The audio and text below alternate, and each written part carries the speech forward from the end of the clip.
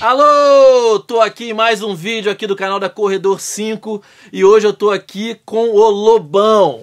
Porra, irmão, caralho, bicho, que honra, que honra.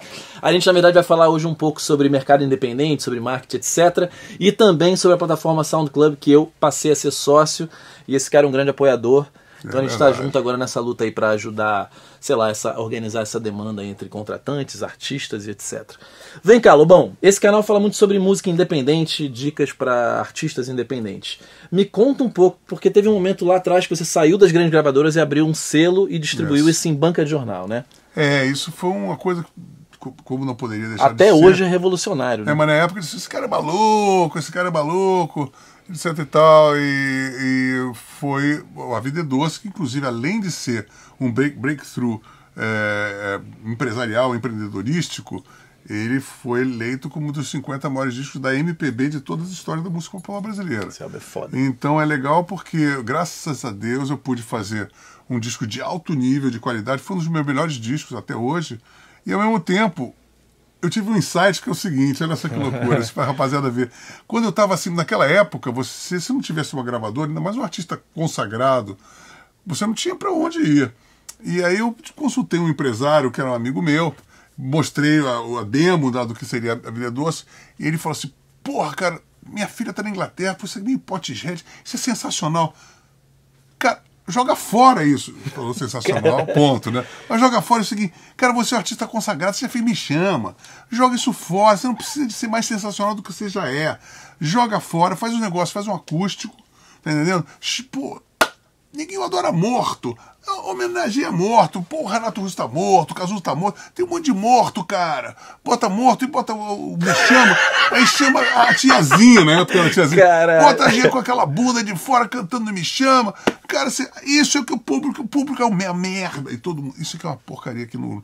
Esse público brasileiro é uma merda. Você tem que dar merda pra eles comerem. Agora vamos botar esse filé mignon de Portishead aí, trip hop. Cara, porra, pelo amor de Deus, isso é ridículo, Lobão. E você falou o que pra ele? Aí ele falou assim, ó, isso aqui, eu jamais vou investir nisso.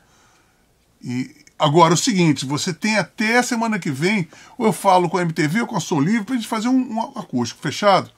Aí, cara, eu falei, caralho, eu tinha que falar com a Regina, porque eu falei assim, cara, ele estava duro, cara. Eu falei, cara, é a única solução. Aí eu pensei assim, eu vou dar uma volta pela Lagoa Rodrigo de Freitas. Fui dar uma volta, procurando uma inspiração, e não consegui nenhuma. Aí eu falei, pô, eu vou voltar para casa. Quando eu vou voltar, quando eu paro no sinal, aí tem uma banca de jornal, tem uma parada do Ari Toledo, assim, compra uma revista e ganha um CD, R$ 9,90. Eu falei, caralho, esse cara tá ganhando um CD de grátis. Aí eu comecei a pesquisar e percebi, a publicação editorial, ela fornecia naquela época isenção de taxas, coisa brasileira, né? Então, um disco que custava 38, 28 reais na loja, você com uma revista encartava um CD com a mesma produção, ele custava R$ 9,90. E pra você fora da gravadora, você ainda ganhava mais do que ganhava em gravadora, né? Mas no caso, naquele momento, pra mim era uma aventura desconhecida, porque eu não sabia nada desses trâmites. Aí eu pensei assim, putz, cara, foda-se as gravadoras, e eu joguei tudo fora e falei assim, cara, eu vou investir nisso. E ninguém me chamou de maluco, nunca vai dar certo.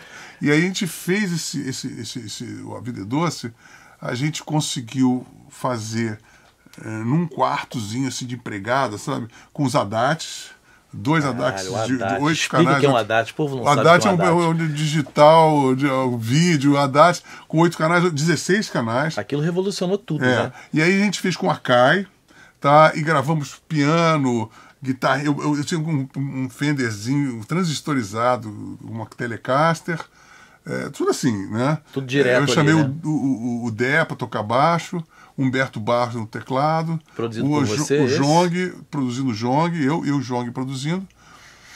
E a gente só pegou uma grana, que a gente conseguiu uma grana de fazer show, não sei o quê, para poder mixar no AR, no falecido AR. E aí eu gravei ainda Amanhecendo na Lagoa, tocando piano, no Yamaha do AR também. Essa Solid State Logic que está no AR, o Maurício Cesósimo, que agora está nos Estados Unidos, comprou. E depois eu mixei o Lino Sexo Brutal lá com essa mesma mesa. Essa era da Sala 1? Da Sala 1 da R. Aí a gente fez aquela coisa no Haddad, passou tudo para fita, né? E passamos pela mesa, e botei as vozes, ainda botei uma bateria lá, o João que gravou, eu não toquei bateria. E pusemos os complementos no AR, tá? Mas 90% foi feito num quarto. A gente deu aquele acabamento, a gente teve o quê? Uma semana para fazer o lockout, 3 dias. Né? O cara deu, assim, a gente conseguiu o AR porque estava com tempo vago, mas a gente conseguiu tudo em tempo vago. E aí eu fui para uma editora chamada Scala. E aí propus uma coisa magnífica, assim, pô, 50 mil cópias. Aí os caras, 50 mil cópias, aí eu fiz o manifesto, eu fiz assim, como é que era? Manifesto Lobão. Lobão Manifesto. Lobão Manifesto, a Vida 12, inventei um ensaio fotográfico, meio no tamanho do vinil, né, a revista. Aí botei umas coisas, algumas tiradas poéticas, assim, Vem cá, só a Regina, quando ouviu essa história do teu ensaio, o que ela achou? Ela foi morrendo de medo, né, Rerê? Aí é o seguinte, eu fiz a palavra, ficou bonito, graficamente ficou muito bonito. E os caras que eram uma gráfica poderosíssima, prensaram 50 mil, pá! Eu falei, legal. Quando chegou lá em novembro, a gente lançou. E eu com o estardalhaço, a imprensa toda monitorando, assim, pô, ele vai se fuder, não sei o quê. E aí, cara, só vendemos 2 mil cópias, a gente prensou 50 mil. E eu calado, falei, caralho. Aí voltou tudo, a gente não sabia o que fazer, o cara lá do lote. Como funcionava essa distribuição para as bancas? Era a Scala, fazia na Scala, ela distribuía 1000 mangás e 1000 outras revistas que você pode imaginar. Então ela tinha todo o sistema de distribuição. Mas o negócio é que não colou. Bom, eu fiquei com aquilo, tá, a gente vai encalhar aquele material todo, a Scala estava assim com pilhas e pilhas de manifesto, e aí, por obra e graça do Espírito Santo, o meu querido Fausto Silva me telefona dizendo assim, porra aí, Lobão, pô, tô sabendo dessa tua parada aí, você quer vender essa sua parada aí no Migão? Falei, pô, mas é claro, quando? Ele falou assim, ó, vamos fazer no início do ano que vem, março, abril, final de março, início de abril. Topa? Eu falei, maravilhoso. Aí o que aconteceu? Aí sim, aí eu cheguei pro cara da Scala, que já tinha prensado 50 mil, eu falei assim, retira tudo da banca. Deu 48 mil, assim, e eu falei assim, prensa mais 50 mil. Aí o cara, por quê? Porque eu vou fazer o Faustão, e a gente vai fazer o seguinte, ele vai me dar a data, vai ser ao vivo, e aí você tem que fazer o seguinte, você tem que fazer a produção da distribuição sexta-feira, porque na hora de domingo, na segunda, tem que estar no Rio Branco, no Acre, Roraima, todo o território nacional tem que ter esse disco, pra gente ter o influxo do Faustão. E ele topou. Aí, meu irmão, a gente fez o Faustão, e a gente tem até hoje o recorde de audiência, foi 43 pontos de Ibope. Ainda acabou meu equipamento. Ele falou sobre o assunto, Não, ele foi o seguinte, ele desde o início, ele começou, eu lembro vende desse. 50 mil Você cópias. tava com o meu hold querido, mas que deu mole, o Carlão era o hold. Isso. Carlão eu vi esse Faustão com o Carlão assim. Acabou meu equipamento. Olha só. E o 10 xingando o Carlão. Assim, olha só a situação. E a gente querendo mostrar a Vida é Doce, né, que era o disco que estava sendo lançado. E aí o Faustão, muito querido, assim, Lobão já vendeu 50 mil cópias. Mentira, já vendeu 3 mil. Vendeu 50, um fenômeno de venda. Passou todo os 5 horas de programa falando o tempo todo, Lobão, olha aqui, 50 mil cópias, um fenômeno, uma vitória contra a indústria fonográfica, pô, Faustão, e pô, eu falei, pô, que maravilha. E no final, era pra atração final, e eu lá, tava aprendendo a tocar guitarra, não sabia também eu não sabia tocar. Aí eu liguei meu negócio que eu não sabia ligar, pum, nada, pane total. E aí, ao vivo, e eu falei assim, caralho, e o cara me ligou, aquele mal parado, não sei o que, eu sentei na beira do queijo, né, da coisa, falei, Aí eu falei assim, sabe uma coisa? Chove lá fora! Engatei uma aqui, a capela do mundo. E cantamos a capela, me chama, e deu recorde do Faustão, deu 43 pontos de bola, foi um recorde histórico de audiência do Faustão. Cara, chegou na segunda-feira, começou a vender como banana na feira o disco. Vendemos 97 mil cópias, cara. Ali logo depois assim, no primeiro mês. Foi assim, aí vocês até viraram um selo, o Cachorro Grande foi vocês que lançaram. Não, aí veja bem. Aí a gente vendeu 100 mil cópias, a gente acabou escoando as 100 mil cópias, e aí o seguinte, eu virei ícone... Indie. Nem tinha indie ainda, eu era o ícone da música independente, né? Aí aconteceu o seguinte, o pessoal aqui do Rio, da música independente, o Benegão, aquela menina, qual era o nome daquela menina, Rê? Tô tentando me lembrar. Pois é, Brown, Chris Brown. Não é Chris Brown? Não, tá bom. Enfim, a cena independente do Rio de Janeiro... Te procurou. Veio, me impressou na parede e falou assim, cara, você tem que lançar uma revista... Eu falei assim, olha, vou dizer uma coisa, eu sou uma grife. O nome Lobão vende, o seu não vende. Porque eu assinei contrato com a gravadora, eu passei 20 anos com a gravadora vendendo, e aí quando eu ponho meu nome, é muito fácil vender. Agora, o fulano de tal, não sei se vai vender. Vocês acham que vou ter essa responsabilidade? Vocês bancam a tiragem. Aí né? eu falei, não, nem foi isso. Eu falei assim, não, nem quero saber sobre isso. Aí eu falei, você tem que fazer isso, porra, você tá vendo essa crise que tá, não sei o que, porra, cara. Eu parei tudo que eu fiz. E passei 2 anos entrando, fui para Petrobras, fui procurar patrocínio, Lei Rouanet. Bia Grabois. E aí, cara, aí conseguimos um patrocínio, Rádio Ipanema, juntamos os pedaços e conseguimos fazer o que seria a revista Outra Coisa. E a gente deve muito ao Benegão, seletor de frequência, porque o Benegão recebeu 1000 propostas. Eu falo assim, B, é o seguinte, cara, vai lá, cara, eu não sei se eu vou conseguir isso. Não, a gente investe nisso. E é óbvio que a gente saiu com uma obra-prima, que foi o Enxugando Gelo, que é um puta disco. A gente lançou. Agora, isso não tinha como escoar aquilo. Acho que o Benegão, não sei se deu lucro, né, o Benegão. Só teve... Foi o Benegão que deu lucro, o Cachorro Grande deu lucro, zerou. E o meu, o Canções da Escura, que eu lancei, vendeu 25 mil, foi o recorde. Foi o que o Trilha fez, né? Foi o que o Trilha fez. Agora, os outros, foi tudo déficit. Tinha exemplares que davam 50 cópias. Caraca. Mas sabe o que acontecia? A gente prensava 20 mil cópias e dava todas as cópias para os caras, CDs, para o cara vender. Aí teve Mombojó, Cachorro Grande, Bideu Balde... Arnaldo Batista, que foi consagrado em 2006 o melhor disco do ano, entre os 10 melhores. Esse disco era de vocês? Na Mojo, ele cedeu, né? Na época tinha editora? Vocês tinham editora também? Eu sempre tive, desde que a gente fez o Universo Paralelo em 98, a nossa firma é de 98, né? Tudo passou a ser editado. Sempre mas aquilo ali não tinha nada a ver com a editora. A revista albergava aquilo. Eu não tinha direito... Né? A gente fazia o editorial meio que fantasia, eu escrevi o editorial, mesmo, fazia umas reportagens, mas tudo no intuito de divulgar aquele artista, entendeu? Então a gente conseguiu botar Réu e Condenado, primeiro, um dos melhores discos da dupla de punk brega sertaneja. Teve um monte de Canastra, Cascadura, bandas que eu realmente achava do cacete, sabe?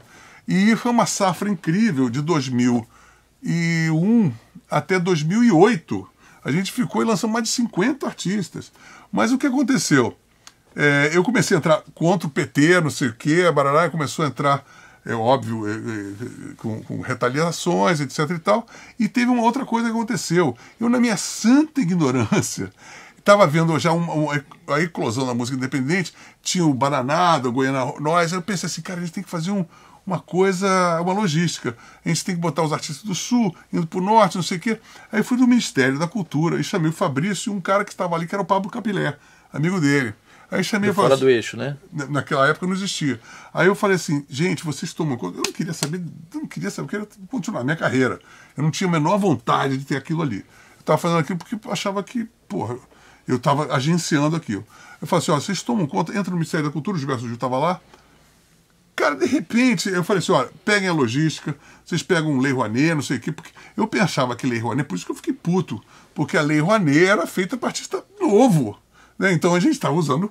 De um jeito digno, né? Aí, o que acontece? Passa 2, 3 meses, as coisas estão todas paradas, não sei o quê. Eu falei, cadê os caras aí? Eles estão lá em Londres caçando talento, os caras pegaram a Lei Rouanet, puseram... Caralho, rolou dinheiro. isso? Exatamente. Aí o que aconteceu? Começou a ver... esse Fora do Eixo começou a agir culturalmente, em tema assim, vamos hypear o tecnopop paraense, o rap do Emicida, o crioulo. Aí eles começaram a criar o Crioulo, a Tuíta Buiz, e essas bandas de rock, Cachorro Grande, ficaram fora. Vanguard, Bambó, já foram todas bypassadas, porque tinha uma agenda cultural de querer reerguer uma determinada MPB que não tinha nada a ver com rock. E esses caras tomaram conta, o Fora do Eixo tomou conta, monopolizou a cena independente que estava no início com putas bandas. Essas bandas foram bypassadas e aí começaram a hypear artistas que... O cara aí aquela coisa assim, meio exótico, meio pobre cenográfico. Aí o cara tinha aquele cabelinho meio rastaquera, aí botava uma florzinha no cabelo, uma pomba, aí ficava aqui, aí misturava banjo com bandolim, com sintetizador, aquelas misturas de goiabada. A gente não pode conversar não, a gente não pode conversar ao vivo. Que vai dar merda isso. Pois então, aí isso aconteceu. E eu falei assim, mas é que essa cena, eu agora, você tá me contando isso, tá caindo a ficha como isso aconteceu, porque... E é um MPB de brocha, cara, aconteceu, que não dava nada. Todo mundo meio canta, né? Um negócio e outra meio, coisa, aí você entrava no Multishow, experimente, só tinha aqueles caras meio assim, botavam um batonzinho, botavam um cílio postiço, e aí fazia... Aquela merda, porcaria, uma sandalinha de couro, um pobre cenográfico. Eu sou meio pobre, eu sou meio maconheiro, eu sou meio andrógeno. Eu dou o cu e, porra, e faço uma música de merda. Porra, MPB! Não, mas é isso mesmo, mas é que aconteceu. Porra. Eu não consegui entender da onde que surgiu assim, lógico. Aí o hypeado veio aquela Tulipa Ruiz, o Emicídio, eu chamo Crioulo. de MPB Sesc, né? MPB Sesc. Porque saiu do Fora do Eixo, entrou no Sesc isso, e ali Sesc, ficou pra todo sempre. E outra coisa, desde então eu fui proibido de tocar no Sesc. Eu não toco há 7 anos no Sesc. Porque tem uma panela, o quê? A panela MPB, que quer ser uma MPB e que consegue ser pior do que a MPB original, que já é uma merda. Né? A MPB original já é uma porcaria horrorosa. Eles são o sub do cocô, do cavalo, do bandido da MPB. E aquela coisa. Aí tem um som. Uma banda de rock muito forte. Os Submutantes. Eu sou meio esquisitão, eu sou meio maluquinho, sou broxa, pobre cenográfico, eu lambo o saco do Caetano Veloso. Então eu faço assim. Tem essa, porra, aí eu toco uma guitarrinha da Estrela. Misturo com Marshall. Não, o amplificador Janine, o tremendão. Né? Não, mas até tudo bem, o tremendão de uma forma. Mas assim, a estética. É porque a estética é meio. Não, é um falso absoluto. Exatamente. É uma Vênus de Milos com 2 braços. Por quê? Porque o neguinho queria ser rock, mas não pode ser rock porque a cultura pressiona ser MPB. Aí o cara, pra ser MPB, ele faz um rockzinho vagabundo. Ou seja, tem que tirar a potência do rock pra você mostrar que você é brasileiro. Pra você ser brasileiro, você tem que fazer uma coisa meio fofa. Aí você vai. Que na verdade um rock, um som de arame, uma porcaria falso, fake, querendo imitar o que eles acham que é uma realidade que não existe. Então é o cocô do cavalo do bandido. A mosca que posou no cocô do cavalo do bandido. E o que é pior de tudo, além de fazer essa merda, é uma hegemonia de fazer merda e tirar e bypassar as bandas legais. Cachorro Grande, Vanguard, Cascadura, Quinto Andar, porra, sabe, uma porrada de banda boa, todo mundo tomando a bunda, e o que é pior, apoiando esses babacas, apoiando esse projeto desse governo que tava fudendo com eles, entendeu? E agora, aí ficou eu lá, você acha que o rock saiu do Sesc mesmo, assim, foi eliminado do Sesc? O rock não foi só eliminado do Sesc, mesmo. O rock foi eliminado da vida pública brasileira. Agora, ele só não morre porque ele é muito forte, ele organicamente não sabe se porque tem uma cartilha para ser assim.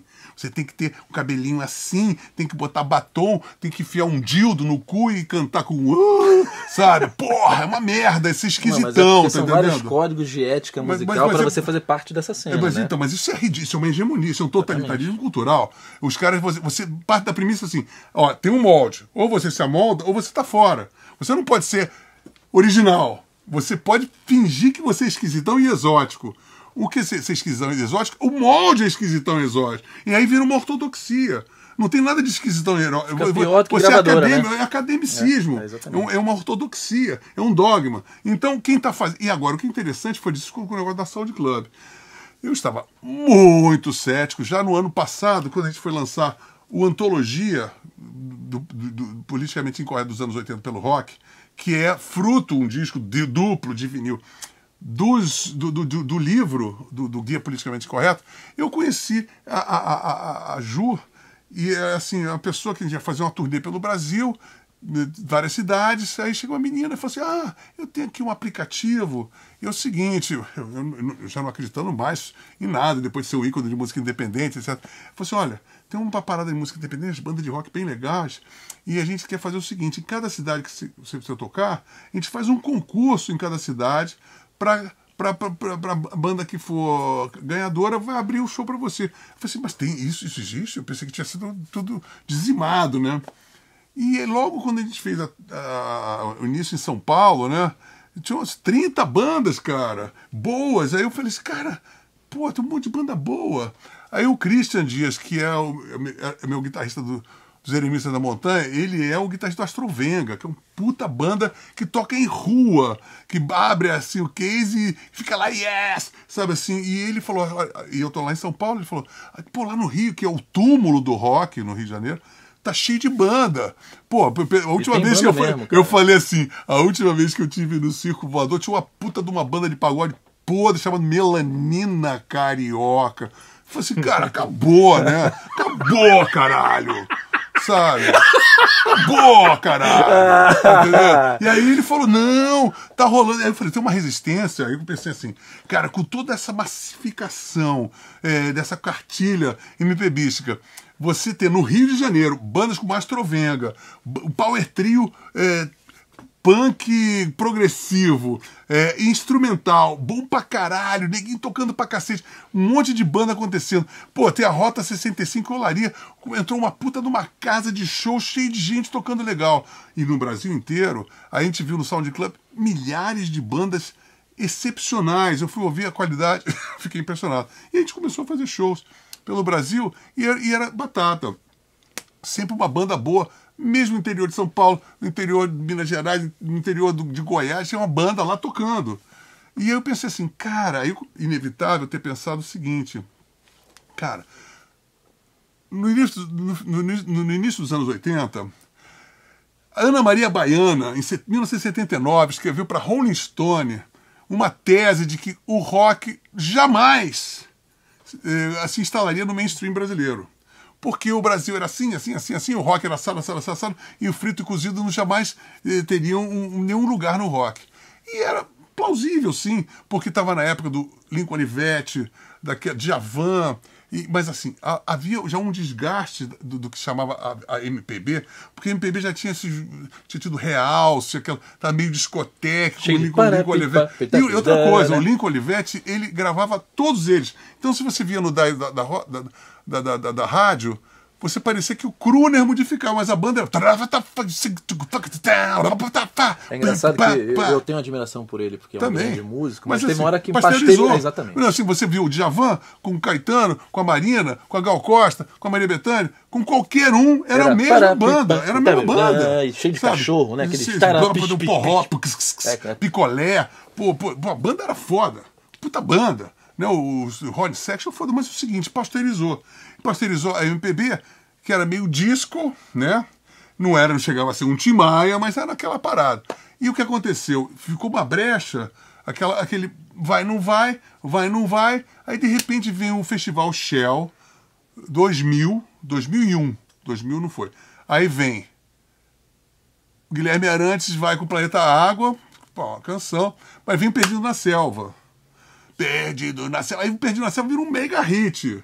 Primeiro mega hit. E a Rita Lee, em 80, lança um disco super frufru, meio Lamartine Baco, mas tinha o Rameu. Que o roqueiro brasileiro sempre teve cara, que é um manifesto, um statement. E aí, no 82, lança Blitz. E a Blitz abre totalmente as comportas de uma maneira que ninguém podia esperar. Mas aí todo mundo pensa assim, mas é a nova Jovem Guarda. Era tudo que a indústria fonográfica queria da gente. Tanto que as mixagens dos discos todos são meio vagabundas o tempo todo. Tirar a guitarra, e outra coisa, peso, né? Os grandes diretores de gravadora eram oriundos da Jovem Guarda e todos compositores. Aí tinha o Sullivan Massadas, aí tinha o Lee Jackson, e tinham os caras do Golden Boys, todos na gravadoras. E o que eles queriam fazer? Acharam que tinha aquele rockzinho vagabundo.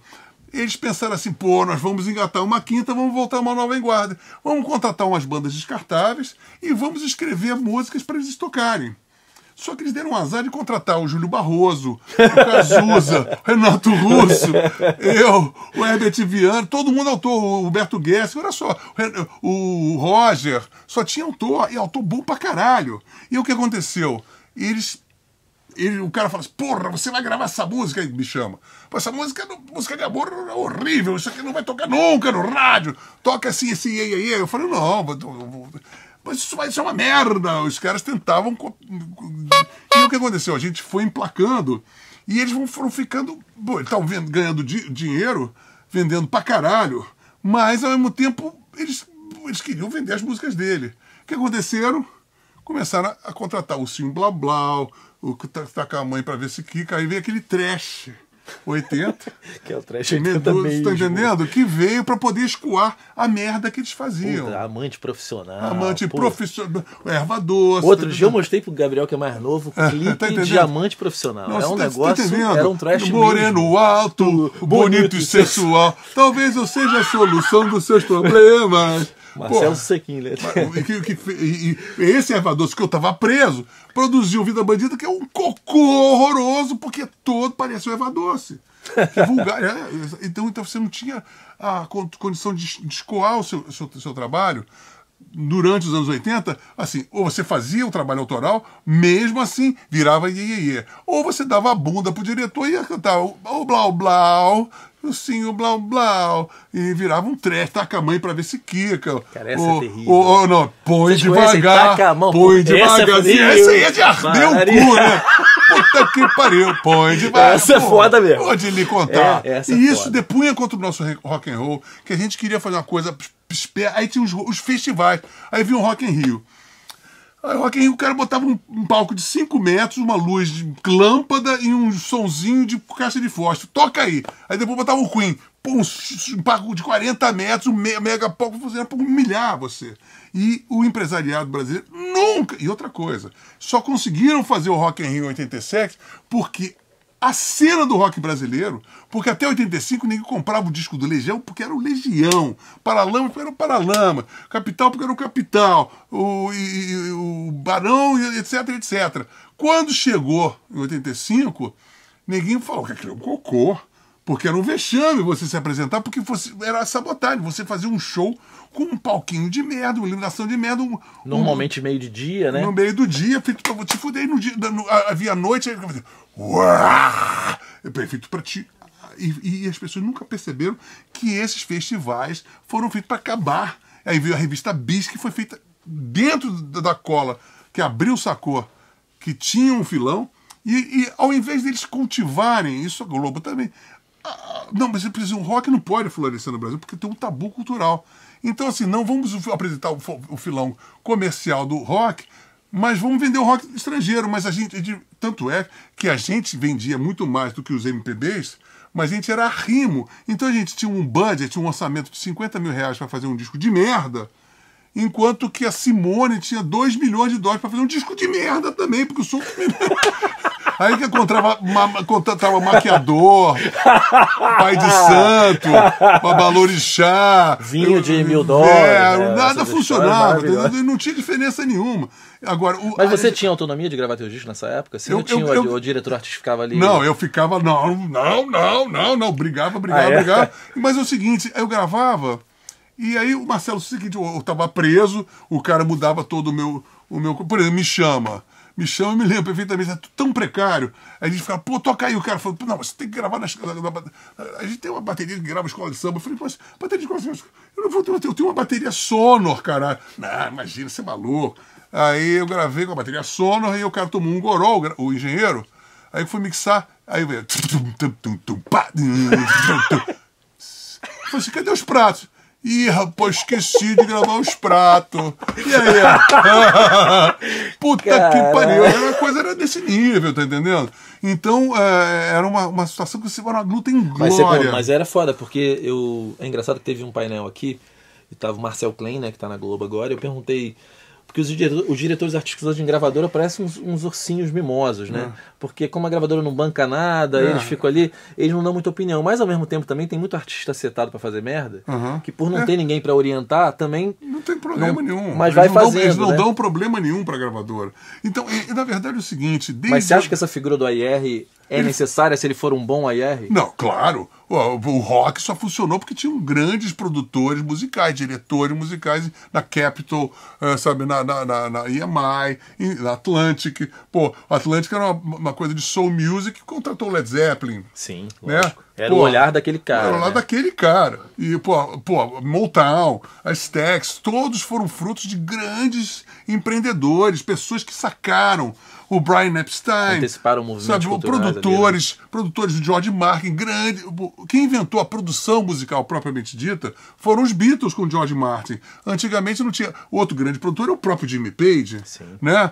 Então você tem esse tipo de coisa que não tem aqui no Brasil, isso é predador. Tá entendendo? Não tem ninguém que tenha assim, uma visão de artística e de ganhar dinheiro. Porque assim, eu falo assim, cara, olha. Se você fizer bem feito, como você vê, os Beatles, daqui a 500 anos você vai ouvir Beatles como você ouve Bach. É música clássica, Rolling Stones, Led Zeppelin, tudo porque Peter Grant, que era um gangster, ele tinha os dentes todos de ouro, eu conheci o Peter Grant. Conheceu? Ele ia assinar contato com a nossa banda, com o Patrick Moraes. Caralho. Ele veio ver a gente, Peter Grant, o Steve Faioli, o Cavalo Ruffalo, que era um empresário do Prince, do Weather Report, todos vinham ver a gente, do Earth, Wind & Fire. Então a gente teve contato, eu tive um contato com o Grand Monde empresarial lá de fora, muito antes de ser um artista solo, porque o Vimana veio antes. E esses caras todos, por exemplo, o Faioli, ele veio aqui, a gente foi ver o Weather Report dentro, viu o Jaco Pastore, dentro do Maracanãzinho, dentro do palco. O cara tocando pra caralho. Ele botava talco, né? Eu vi o Earth, Wind & Fire também. Aí ele falou assim, olha, a gente está financiando uma coisa, era Faioli, Cavallo e Ruffalo, são 3 italianos mafiosos, mega empresários dessas bandas. E estava naquela época, ele estava assim, olha, não sei o que fazer mercadologicamente num determinado cara que parece um Mozart, é um garoto, parece meio porto-riquenho, mas ele é negro, tem um bigodinho assim, e ele apresenta-se com um biquíni cavado no cu, sabe, e toca pra caralho, a gente não sabe o que fazer com esse cara. Ele apresentou lá no Central Park, porra, e ele assim, ele não agrada nem aos brancos, porque ele não é branco, e os negros ficam com vergonha porque são mais másculos e tudo mais. Vê aquele viado lá com aquela coisinha. Era o Prince. Puta que pariu, Prince do caralho. Entendendo? Naquela época o cara era assim, não sabia o que fazer mercadologicamente com o Prince. Porque ele era inviável mercadológico. Mas isso que ele falou assim, mas nós vamos investir. Nós sabemos que esse cara vai acabar... Gênio, né? Em algum momento mas vai, assim, né? Mas isso aqui não tem. Aqui o cara fala, esquisitão, tira esse cara. O que está dando certo? Então você não tem aqui no empreendedorismo, isso que a gente está falando que é um programa sobre isto. Por exemplo, no outro dia eu estava num restaurante antes da eleição do Bolsonaro. Aí estavam vários empresários que iam votar no Bolsonaro e um amigo nosso, um restaurateur, falou assim, aquele cara é um dono de shopping center, super roqueiro, pô, milionário, pô, não sei o quê. Agora é o seguinte, além do shopping center, ele investe muito em música. Eu falei, pô, que legal, mas tudo menos rock. Ele investe em sertanejo. Loucura, porque o rock, né? Ele só ouve em casa, mas ele não vai botar o dinheiro em perdedor. Ele falou isso pra mim com uma cara de pau. Cara, mas tem uma coisa que é engraçada, porque você vê, o hip hop hoje é o número 1 no mundo, né? Só que, você leu o Bob Levsetz? Não. É um cara... dizem que ele sempre aparece na lista dos 10 principais influenciadores da música no mercado americano. E ele fala assim, cara... Tudo mudou, mas quem enche a arena é o rock. É o rock, cara. Não, só enche a arena, não. Mudou o lifestyle, mas quem enche a arena ainda é o Paul McCartney, é o Smith, exatamente. Radiohead, mas não é só isso. Bruce Springsteen, a galera, esses lotam estádio, né? É Bob Dylan, exatamente. Não é só isso. O que influencia esse comportamento, por exemplo, você pode ter um sertanejo, aí você bota o cara tem tatuagem, tem um cabelinho, alça de boquete, mas simula o rock. É tudo meio rock. É tudo meio rock. Aí você vai fazer Fashion Week. O que neguinho vai fazer? Qualquer Fashion Week, em qualquer lugar do mundo, os caras vão copiar o design de quem? Dos caras lá do Libertines, do Arctic Monkeys, dos caras que fazem estetas. Quem produz a estética comportamental da sociedade ocidental e oriental, diga-se de passagem, é o rock. Assim, todo mundo sai atrás. Quem é que determina o que vai rolar comportamentalmente? O visual. Não, se é o rock. O Jorge Mateus hoje, se você fechar o áudio, você acha que é uma banda indie de rock. Porque aí tem essa banda hipster, negócio assim. Aí você abre um cocô fedorento acústico, sabe? Agora, uma pergunta. Você acha que, por exemplo, a cena do sertanejo se organizou como mercado, né? Isso é muito importante dizer. Eu acho que é importante a gente falar sobre isso. Por exemplo, eu estava falando com a própria Ju. Assim, ela alberga sertanejo, MPB, rock. Agora, desde a época da revista, eu falava assim, olha, cara, eu não sei se você vai vender, mas eu posso te facilitar assim, você vai ter o jornal, antigamente tinha o Jornal do Brasil, tinha o Globo, Folha de São Paulo, estava todo mundo falando sobre aquilo. Os caras conseguiam uma agenda de show, eu falei assim, é o máximo que eu posso fazer, eu não posso fazer, enfiar na goela abaixo para as pessoas comprarem. Então o máximo que eu posso fazer é assim, vocês venderam 50 cópias, ok? Agora vocês ficaram no meu depósito 10 mil cópias, porque a gente fabricava, toma e se vira. Agora, o que acontece? Não há um espírito corporativo que acontece no sertanejo e a MPB, eu vou escrever um livro sobre. Por exemplo, a MPB, enquanto não existia esse nome, mas assim, no início dos festivais, 66, 67, principalmente a partir de 67, o que acontece? Nasce a Tropicália, a MPB também nasce da Bossa Nova, né? Vem o Chico Buarque do Lobo, né? O pessoal, Roberto Menescal, da Bossa Nova, e o Clube de Esquina. E vem ainda oriunda a Jovem Guarda via Roberto Carlos, que já estava morrendo, a Jovem Guarda, mas o Roberto Carlos estava precisando de um nicho, né? Porque você vê que, na verdade, a Jovem Guarda toda foi para o saco, a partir dali. Né? 66, 67, 68, 69, são exilados. O Caetano e o Gil vão para Londres, o Chico vai para a Itália. E o que acontece? Eles começam ali, eles brigavam.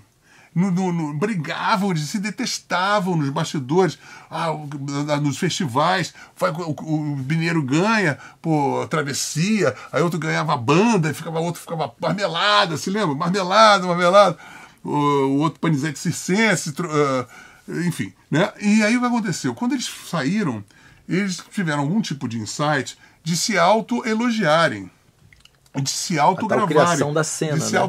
Aí você vai debaixo dos caracóis, dos seus cabelos. Aí o Roberto começa aí tudo está deserto, certo, como dois e dois são tiros. Aí tudo vai mal. Aí o Caetano grava pro Roberto. Aí vem eles voltam para que estavam brigados, Chico Caetano grava no Teatro Castro Alves lá na Bahia. Chico Caetano ao vivo com o MPB4, diz que deu, diz que dá. No meio rock, deu dará. E aí começaram a gravar Cálice, Chico com o Milton, aí de repente o Milton com Gil, e aí Gal, os Doces Bárbaros, e começaram aí viraram a MPB. Esse nome não existia até esse momento? Não, era uma sigla, isso que é interessante. E outra coisa, MPB não é uma sigla que corresponde à música popular brasileira. MPB é uma sigla ideológica, que nasceu da esquerda brasileira, nasceu deste núcleo que se tornou uma hegemonia. Assim, você tinha esses caras, tanto agora estão falando sobre Pavão Misterioso. Por exemplo, aí veio 5 anos depois, 72, por aí, Festival Shell, teve Alceu Valença, Edinardo, Fagner, não é? Zé Ramalho, essa rapaziada Paraíba, Pernambuco, Ceará. Aí fazia um festival de música, um concurso, Sharp, aí tinha MPB, aí ganhava o Caetano, ganhava até Marisa Monte depois. Aí veio o Alceu Valença, ganhei o melhor regional, música regional. Cara, não entrava nisso. MPB.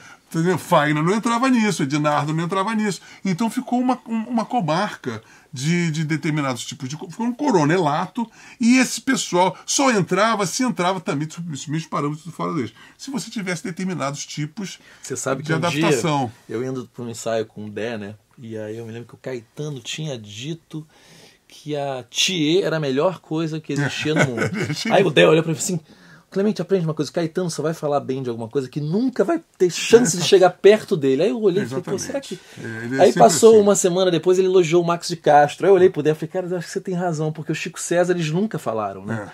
Você não vê eles falando do Zé Cabaleiro, e são artistas que você vê que... Não, e eles estão... Existe o entorno do Caetano, que é semi-ok, assim... Os caras conseguem um lufar de uma visibilidade, Por exemplo... Agora é o Tim Bernardes, né? É o o Nando Reis, por exemplo. O Nando Reis estava a fim de fazer uma turnê lá fora. Aí o cara fala assim, pô, então vou ter que fazer...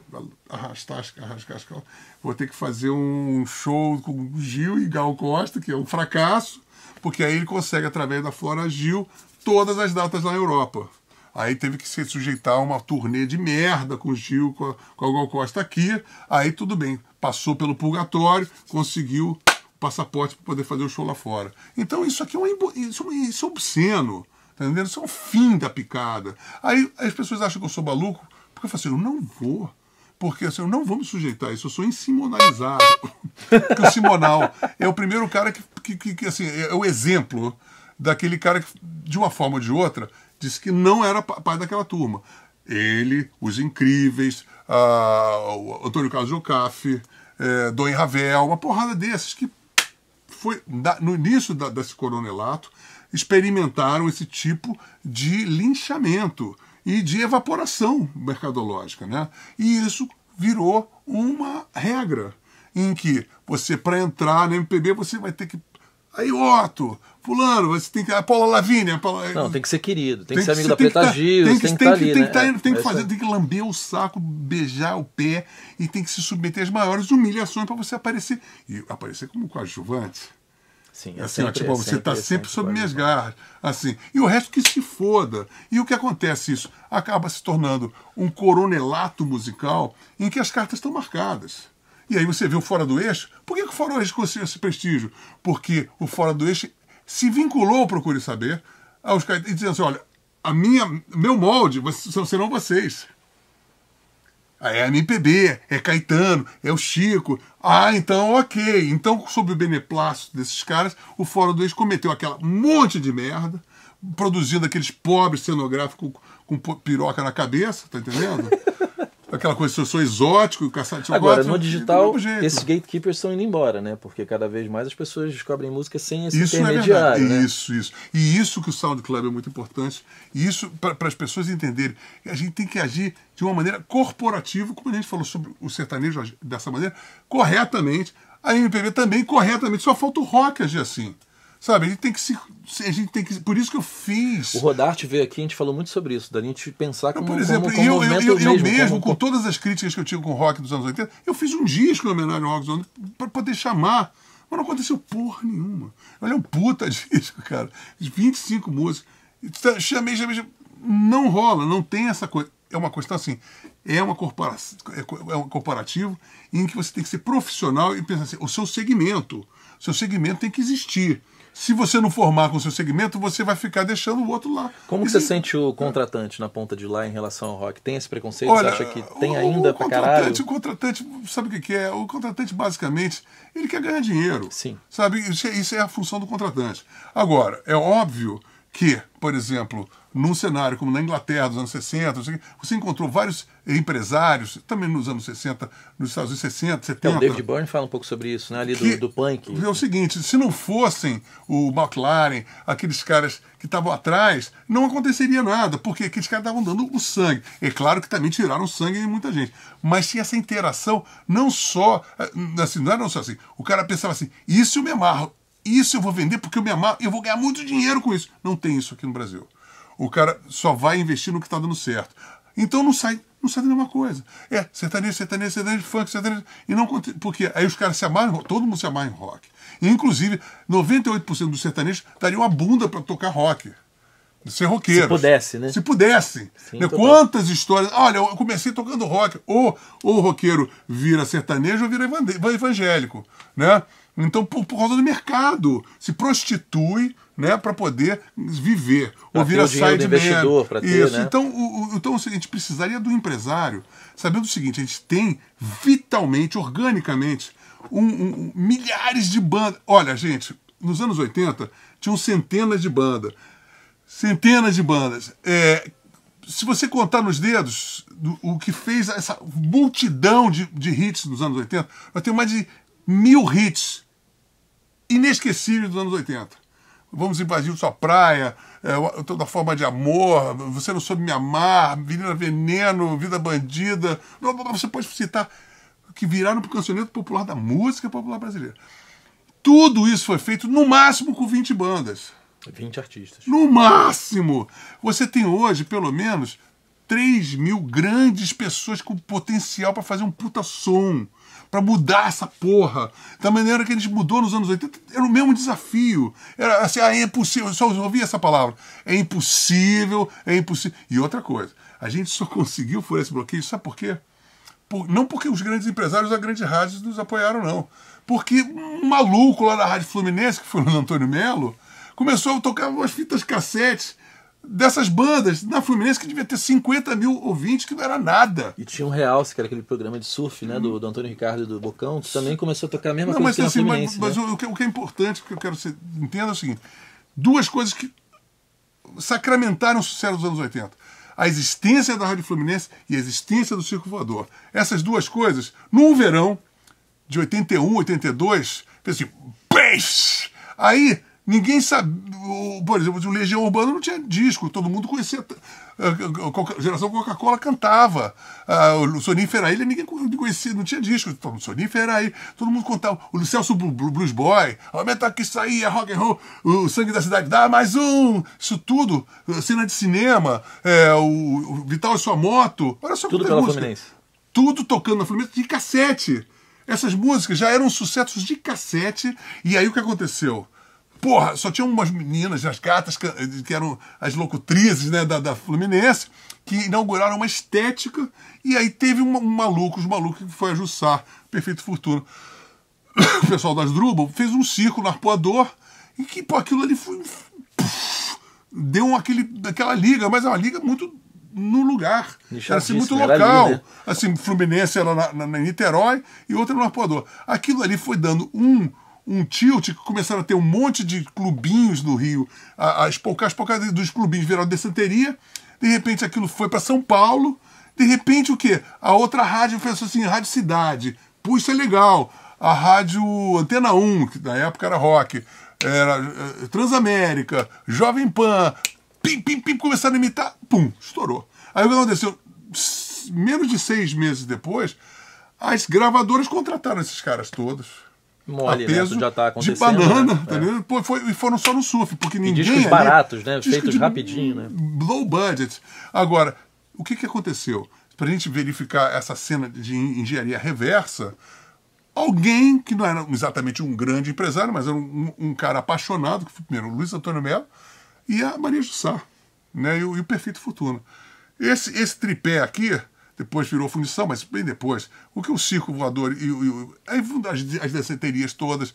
Aí você veio tudo o que aconteceu em São Paulo e no Brasil inteiro foi a partir dali. Igual o CBGBs em Nova York. Exatamente. Né? Ali, então o que tem que acontecer agora? E de uma maneira aperfeiçoada. A gente precisava de profissionais do investimento perceber que, como você falou, o rock não está mais que vivo no mundo todo. O vinil tenta ser escamoteado. É um grande produto no mundo todo. Todo mundo cada vez mais compra vinil. Não, é lifestyle, né? Vende e outra coisa, o vinil que mais vende é o de rock. Tem o jazz, tem o soul music, mas o que vende mais... Você não vai comprar um disco do Luan Santana de vinil porque você vai comprar uma coisa que você acha que é bom pra caralho. Sim. O vinil você só clássico, né? Você só comprou uma porcaria e botar de vinil. Então você precisa ter qualidade. Então o vinil é uma plataforma que exige que você tenha um puta som, caralho. Você não vai fazer um som com peidos ambulantes e vai botar no vinil. Aí você bota pra tocar, sabe, na plataforma digital e o cara dá quatro. Então isso... o empresário tem que entender, olha, a força do rock and roll continua cada vez mais possante e hoje em dia, e pensa bem o que eu acho mais interessante, assim como no final dos anos 70 início dos anos 80, a revelia de toda uma doutrinação estética, ideológica, que foi a MPB, botar essa banana, e blá, blá, blá, isso não colou, passaram 15 anos tentando. E agora você liga a Sound Club, você tem um monte de bandas fodonas tocando rock, rah, e tem bandas tocando em português, bandas tocando em inglês. Pô, você tem bandas que estão já com agendas internacionais, como o Eagle Kill Talent, sim, como o Far From Alaska. O Far From Alaska é do caralho. Do caralho, tá entendendo? Eu vi os caras do Imperator Novo Rock, que é um movimento bacana que tem aqui, que a Rádio Cidade fazia junto, né? Cara, todo mundo cantando junto, foda. lotado, uma puta cheio banda, de fã-clube. né? Inclusive, o pessoal do mesmo, fã-clube fica puto que eu elogio Fórmula 1. Quem é você, seu verme, de gostar de Fórmula 1? Foda-se. Mas é bom pra caralho, né? É bom pra caralho. É bom pra caralho. E dá orgulho. Fala assim, cara, seja lá o que. Se me odeiam, foda-se, mas é bom. É bom pra caralho. Porque eles odeiam você gostar Não, é deles. porque eu devo ser o que? Reacionário, sei lá o que ele se põe na minha cabeça. Foda-se. Mas assim, isso é bom pra caralho. Isso aqui, quero que se foda. Mas é bom. Se eles não gostam de mim, eu não quero saber. Mas isso é bom pra caralho, isso é uma verdade. Sabe, assim como eu acho Sepultura uma das maiores bandas de rock do mundo. Os heavy metal me odeiam. Eu fiz um show com Sepultura. A gente falou sobre o sertanejo, só uma parte. O metal também se organizou. Sempre teve que se organizar. Sim. Mas, por exemplo, eu com o Andréas, a gente no ano retrasado, em 2016, a gente tentou fazer uma turnê da minha banda com Sepultura. Os dois juntos, tocando juntos. E em determinados momentos, 3 baterias, que eu tocava bateria. A gente conseguiu fazer um show em Belém do Pará, cara. A gente tocando ele David Chado. Mas por que só um? Porque o pessoal do metal, pô, jogou lata no Rock in Rio e me odeio. Entendeu? Caralho, agora, era um show pra ganhar um Grammy, cara. Um puta de um show. A gente teve uma puta sinergia e a gente percebeu que não ia dar. Poxa, a gente sabe que comercialmente não ia dar. Agora, daqui a 20 anos, se tiver alguma coisa, assim, breakthrough, sabe? Porque eu adorei tocar Roots, Bloody Roots na bateria. Bloody Roots! 3 parecia um porta-avião. Tu é do rock and roll, né, bicho? Como que o metaleiro não... Não, mas é que eu sou cruel com o metaleiro também, eu sacaneio eles, depois tem todo o direito de me sacanear também. Tá tudo certo, né? Eu não vou ficar... Mas é assim. Mas assim, também tem que saber, tem um espírito esportivo. Por exemplo, eu gosto... Assim, determinadas coisas que eu achei, cara, assim, o Rammstein eu acho maravilhoso, sabe? Sepultura é maravilhoso. Então tem coisas. Eu gostava quando, cara, é que eu nasci ouvindo Black Sabbath, Uriah Heep, toda geração ia Humble Pie, Cactus. Então você vai ver uns caras fazendo assim, você acha, pô, babaca, eu cresci ouvindo Lobão, Barão, essas porra. Quando eu vi CPM 22, essas coisas, eu já ficava assim, cara. É aquele leite sem glúten, né? Não, e muito por conta da coisa enlatada mesmo, de você perceber que quando você olha pro Luan Santana, quando ele apareceu, ele era um híbrido. Era o chaveirinho do CPM, com o cabelo do Maroon 5. Aquela porcaria, aquela. Exatamente. Aí você vê que é um produto mesmo, né?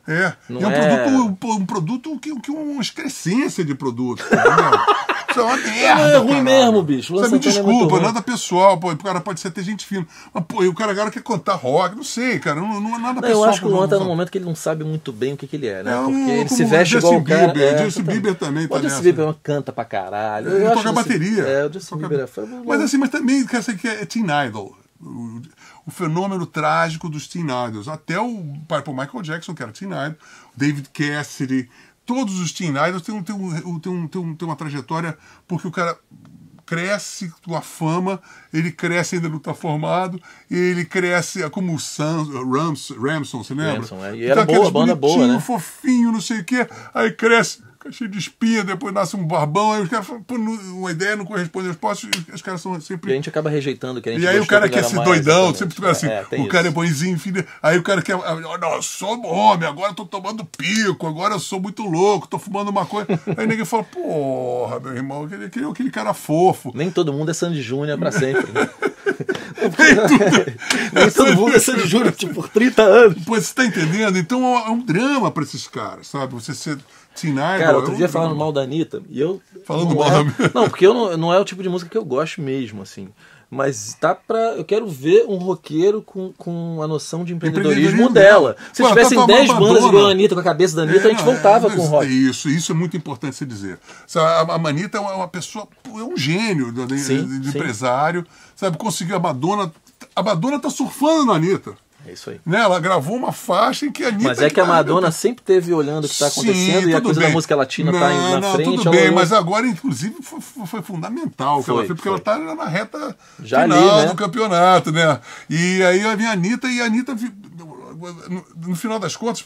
Quem está dando força para Madonna é a Anitta, porque poderia ser o contrário. É claro que tem uma sinergia. A Anitta vem com aquele selo de embasar a Anitta, ao mesmo tempo a Anitta trouxe o cool ali, a novidade, o frescor para Madonna. Né? Exatamente. Troca perfeita, então, na real. Né? É um jogo sensacional. Parabéns, sabe? Isso aí é uma jogada de mestre empresarial. também temos que parabenizar todos esses caras que a gente falou que é uma merda, uma porcaria, como o Porque próprio cenário do heavy metal, que a gente está falando empresarialmente. O cenário dos sertanejos também estão de parabéns, porque estão fazendo a maneira certa. Não, e uma coisa, a própria Lobão, MPB também. Eles botam o que eles estão lançando para abrir. Isso é uma coisa que nunca aconteceu no rock. Eu nunca entendi por que bandas grandes não botam uma menor pra... Você tinha, assim, por exemplo, o Stevie Wonder, ele não era porra nenhuma. Ele abriu pro Rolling Stones em 71. Por que você acha que aqui não acontece isso no rock e no pop, né? Porque neguinho aqui tem medo de concorrência, sei lá o que é, não aventar. Eu não sei o que é, cara, mas deveria ter, assim, opening acts, né? Aí você tem a sua parada e aí tem a banda de apoio, e não é só num lugar, é passar uma... Hoje em dia não tem... O Guns N' Roses foi assim com os Stones, né? Você pensa a mesma coisa, vários. Aerosmith, uma porrada desse.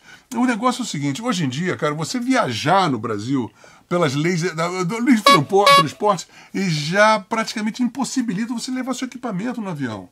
Tá entendendo? Exatamente. Isso você viaja com ampli ainda ou não? Não dá mais, olha, né? eu viajava com 750 quilos só de amplificador meu. Eu fazia show em Pará, não sei o que, isso até 2011. Hoje em dia, cara, se você vai levar uma mala, você inviabiliza o seu orçamento. Assim, chega, tá entendendo? Então, as pessoas não entendem que essas leis de transporte, taxação cada vez maior de instrumentos, equipamentos eletrônicos, meia entrada. Agora, além de meia entrada para estudante, para maior de 60 anos, e agora para quem doa sangue. Quer dizer, quem é que vai pagar por isso? Peraí, antes que as pessoas saiam criticando, é o seguinte: eu sou a favor da meia entrada se o governo compra os ingressos de quem está, né? Exatamente. Mas tem que entender que a meia entrada... quer dar meia entrada para. Imagina, agora estudante tem meia entrada em estúdio de gravação, pô, vem aqui, me compra essas horas e repassa isso para a sociedade. Você que é dentista, você imagina, que é advogado, você que é médico, você começa a fazer o seu trabalho, aí o cara bota uma carteira, 50% do seu salário, você é deduzido cruamente 50% do seu salário. Não, e aí eu quero ir no Rock in Rio, aí o preço é o dobro, porque tem a meia entrada, aí eu não posso ir porque eu não sou estudante, não sou milionário. Exatamente. Não, e quem vai tem que arregaçar a bunda e leva aquela trolha, porque você paga um preço... Que é o dobro. Que não tem lugar nenhum do mundo. Não, tudo é o dobro, né? E no teatro hoje no Brasil é o dobro. Você tudo inflaciona, aí você tem o problema da meia entrada, aí você tem também o problema de alta taxação das taxas de teatro, você tem os Sescs, que acabaram com todas as casas de meio e médio porte, pequeno porte, porque aí você tem um show de merda no Sesc, porque o cara bota um decibelímetro, você tem que andar com 90 luz fluorescente, você tem os funcionários que nunca vão no show e fica aquele monte de buraco no show, um show burocrático, e eles detêm um monopólio de todo o show business brasileiro atualmente. Se você não for na cartilha do Sesc, você não toca no Sesc. Aí você tem que tocar aquele mesmo tipo de pessoa. É o Arnaldo Antunes, é o Chico das Quantas, é o Chico das Couves, que são aquelas mesmas pessoas que tocam todo no mesmo lugar do Sesc. Então isso é uma merda, cara. Então, assim, o show business tinha que ter, meia entrada não, tem uma entrada só, e você facilita para o empresário que quer fazer um pub ou quer fazer uma casa para 800, 2.000 pessoas, que não tem aqui no Brasil. Não, eu morei em Nova York, eu fui em muito evento assim no Central Park, aquele Citizen, que é enorme. Né? Você entra no site do .org de alguma coisa, se cadastra, alguém está te dando aquele ingresso. Não é o contrário. É alguém, ou é a marca que está patrocinando. Todos aqueles sites americanos, você tem todas as turnês. Você já compra, você pega o assento, quero aqui, compra pro dia tal, daqui a 6 meses. Tudo funciona assim nos Estados Unidos. Exatamente. Você compra a turnê já por 6 meses de antecedência. Porque lá você der minha entrada no season, né? Temporada não existe, de verão. Né? Summer season, né? Exatamente. Aí você vai, temporada de verão, você tem um monte de show, para aí você vai lá. Eu, por exemplo, quando eu fui em 74, eu cheguei... 70 não tinha computador, né? Mas eu já consigo, através do Guto, que morava em Massachusetts, eu em abril soube que ia ter David Bowie no Madison Square Garden dia 24 de junho de algum 74, dia da vida, né? Estreando Diamond Dogs. Eu falei, compra pra mim! Eu já sabia que eu ia estar lá, não sei o quê. Comprou 3 meses antes. Não, e lá tem um mercado do eBay que revende também. Tem eu estou falando isso em 1974. Ah, não tinha nada disso. Tá entendendo? Já tinha todo esse esquema. Eu cheguei lá, peguei o ticket, fui lá e vi o Diamond Dogs. Você sabe que o Jack White está fazendo isso. Ele via que ele lançava 1000 discos. Ele tem aquele Super Vinyl, né? Que tem cheio de coisa. E aí ele via que ele vendia os 1000 para pessoas que não eram os fãs. E aquela merda era vendida por $80 e revendida por $1.000. Ele falou, não lanço mais na rua, eu lanço no eBay. Ele falou, se alguém tá vendendo meu disco por $1.000, vendo eu. Bypass do middleman. Exatamente. Mas se vale $1.000, vendo eu por $1.000.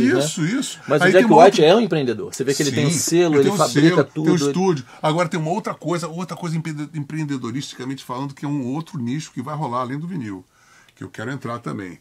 Que sabe o que é? Tape magnético. Aí vamos voltar ao gravador de rolo. Será que vamos voltar? Sim, sabe o que é? Tem o seguinte, cara, os amigos meus já compraram um master do Tim Maia por R$5.000. E outro do Raul Seixas, sim. Aí o cara faz uma cópia. É isso que eu tô a fim de fazer com o meu. Fazer as cópias e aí vender por R$5.000, R$7.000. Aí, ó, se quiser comprar, aí compra o quê? Se você vender isso por 10 pessoas, tu ganha 70 pau, é isso? É isso. Então a obra tá é ótimo, sua. né? É engraçado é mais ou menos isso que a gente tá falando. Esse ano eu fui lá pra Austin, eu sempre vou no South by Southwest, começaram a onda dos fones de $3.000, $4.000. Fone que pega o que tua audição e ajusta. Allan Kardec. Mas o cara não vai comprar isso para ouvir Spotify, né? Então certamente você vai ter alguma mídia, né, entregando música as pessoas vão entender, porque as pessoas sempre te perguntam assim, ou é isso, ou você gosta de ouvir Spotify ou vinil? Não. O Spotify, as mídias digitais são excelentes como vitrine. Saiu o novo do Raconteurs. Saiu no último dos Queens of Stone Age. O Clunch, que eu adoro. Não, e a praticidade, aí você ouve, gostei. Aí você vai lá e compra o vinil. Se você é super fã, você vai comprar o vinil. Aí ou você vai comprar o vinil, cassete, ou vai comprar, é o seguinte, a partir dali aí tem um ritual. Aí você tem aqueles fones agora que tem com auricular de madeira. É isso aí. Espetaculares. E tem um som tridimensional, você ouve na nuca, você ouve no seu olho Kundalini, aquelas porra. Então você tem todo subprodutos do maluco audiófilo que vai querer fazer. Agora tem novas agulhas, novos picapes, como teve a válvula. Você tem tudo isso em casa hoje? Não tenho nada, quero ter um dia, mas você jogou teus vinis fora ou guardou? Eu também joguei tudo fora. Não, mas assim, agora você vai comprar um Marantz, um pré-amplificador Marantz ou um Macintosh, custa 60 paus, 80 paus. Entendeu? Aí você comprar umas TEACs. Coisas que as pessoas deram. E agora estão refazendo, né? E agora é a tecnologia da válvula que eles estão agora imitando aquilo e tentando trazer com mais. Aí tem USB, está entendendo? Tem outras inovações, mas com a tecnologia de válvula. Vem cá, na questão do Sound Club, pra gente voltar nesse assunto, como você imagina isso acontecendo? Porque eu olhei a plataforma de cara e falei, pô, legal, organizar essa demanda, né? A gente, quando tá começando, principalmente, é foda, porque você não tem garantia que você vai receber. O contratante mesmo não sabe se você vai fazer tudo certo. Sim, sabe qual é a primeira coisa que eu falei com a Ju? E a gente tentou, eu tava com essa ideia. Estava rolando essa coisa das bandas abrir, estava super bem sucedido, e eu fiquei impressionado com a qualidade e com a quantidade de bandas. Eu falei assim, cara, isso é uma revolução em si, sabe? Temos que veicular. E aí a gente chegamos a conversar com o pessoal de uma rádio mainstream forte lá de São Paulo, que tem, na verdade, é uma rede nacional, e a gente fez um puta de um chassi para poder. Eles adoraram a situação. E a gente ia fazer assim, falei para Ju, o negócio é o escoamento. Assim, as pessoas evitam agora dizendo que é modernidade, é internet. Não. Rádio é rádio. A gente precisa de uma rádio. Aí essa rádio acabou evaporando do mercado. Mas a ideia de fazer com uma rádio, como foi a Fluminense, ela ainda é atual e ela para mim, é a única saída. Porque assim, tem muita gente que faz som e fala assim, eu não quero ser mainstream. É realmente um preço caro que você paga sendo mainstream. Mas é o seguinte, cara, se você não deflorar o mainstream com música boa, cara, a gente vai ficar nessa merda. Vai ter que ter algum herói aí, algum cara disponível que vai tentar fazer um mega hit aí bom, entendeu? Senão só vai ter música boa nas plataformas digitais. Pois então, e todo mundo vai dizer que o rock morreu e o fundo musical da sua vida é um fundo musical sabor cocô. Né? Sabor cocô, né? Então, por favor, bandas independentes no Brasil, criem hits bitolescos e, por favor, salvem a gente desse marasmo que a gente precisa. E tem muita banda, você falou em nível internacional, bandas que estão falando inglês, tem bandas que estão com repertório, porque teve uma época... Não, gente, só um complementando, o inglês sempre foi uma espécie, era difícil, né, você romper a barreira. O Spotify tem no mundo inteiro, a Índia escuta música em inglês, o chinês está escutando música em inglês. O castelhano também, né? Então assim, hoje realmente eu compro muito curso digital, e aí era como você ter 10 mil seguidores no Spotify e no Facebook em uma semana. Basicamente, paguei caro para... Foi uma dica ótima, mas é uma bobagem. Eles primeiro anunciam na Índia, né, uma banda americana, por exemplo. Eles normalmente anunciam Estados Unidos e Europa, que falam em língua inglesa, né?